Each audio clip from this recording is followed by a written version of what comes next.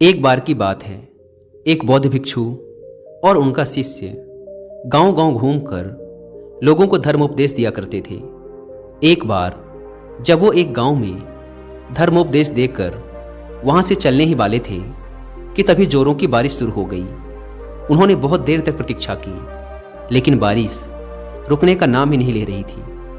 तो उन्होंने निर्णय लिया कि वो इसी गांव में एक छोटी सी कुटिया बनाएंगे और अगले कुछ हफ्तों तक इसी गांव में रहेंगे।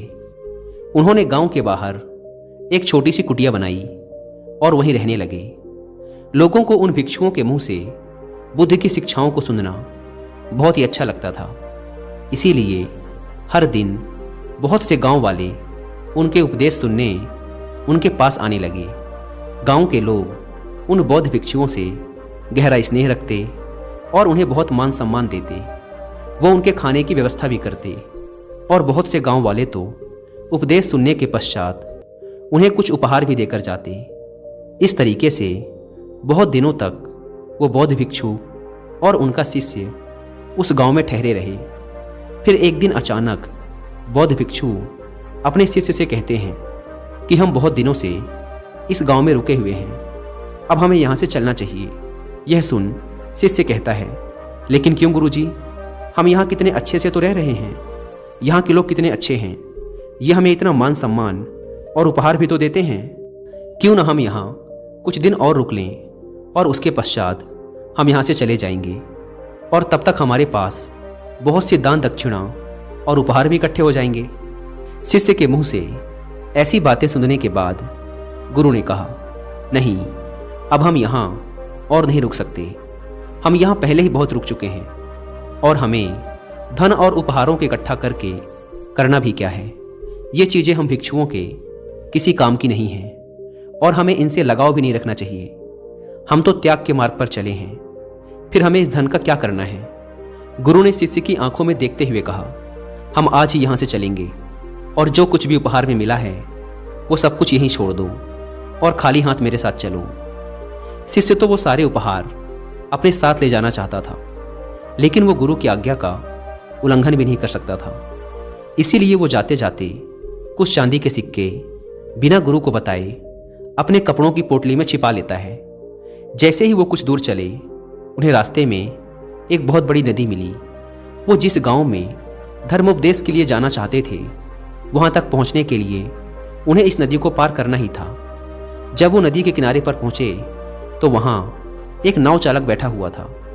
उसने दोनों भिक्षुओं को देखते ही कहा, मैं आपको ये नदी पार करा सकता हूँ। वैसे तो मैं लोगों से नदी पार कराने के 2 चांदी के सिक्के लेता हूँ, पर क्योंकि आप लोग भिक्षु हैं, इसीलिए मैं आपको केवल 1 चांदी के सिक्के के बदले ही नदी पार करा दूंगा।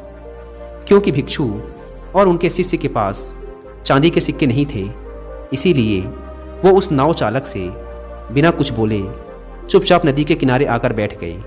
हालांकि शिष्य ने चांदी के बहुत से सिक्के अपनी पोटली में छिपा रखे थे, लेकिन वह उन्हें निकाल नहीं सकता था, क्योंकि उसे डर था कि गुरुजी उस पर गुस्सा होंगे। इसीलिए वो भी गुरु के साथ चुपचाप ये सोचकर बैठा रहा कि देखते हैं बिना सिक्कों के गुरुजी नदी कैसे पार करते हैं। लेकिन गुरु ये सोचकर किनारे बैठे रहे कि हो सकता है कुछ देर बाद ये नाव चालक खुद ही बिना सिक्कों के उन्हें नदी पार करा दे, या फिर जिस गांव से वो अभी आए हैं वहां का कोई इंसान यहां से गुजरे और उनके हिस्से का किराया भी नाव चालक को दे दे। लेकिन ना तो नाव चालक ने कुछ कहा और ना ही गांव का कोई शिष्य वहां से गुजरा। बैठे बैठे शाम हो गई, लेकिन डर के मारे ना तो शिष्य ने पोटली में से सिक्के निकाले और ना ही नाव चालक बिना सिक्कों के उन्हें नदी पार कराने के लिए तैयार था। अंधेरा होने लगा, लेकिन वो अभी बैठे हुए थे। यह देख नाव चालक ने उन्हें डराने की कोशिश की।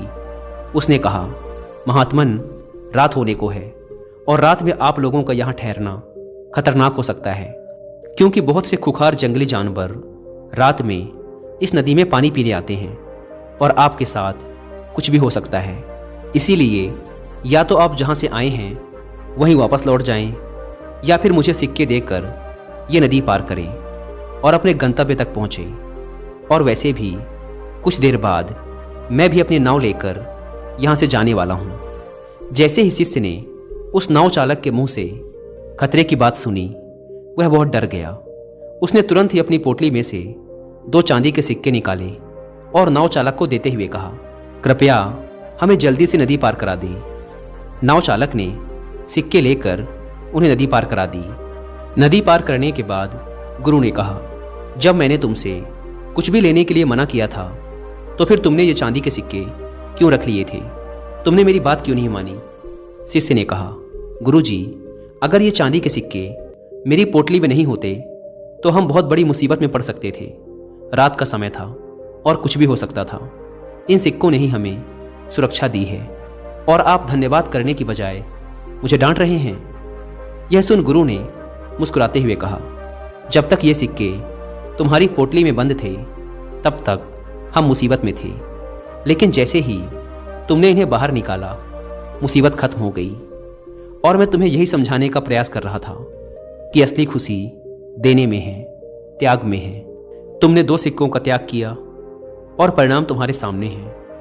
यह सुनते ही शिष्य को आभास हुआ। उसने बचे हुए चांदी के सिक्के गरीबों में बांट दिए और वो दोनों आगे बढ़ गए।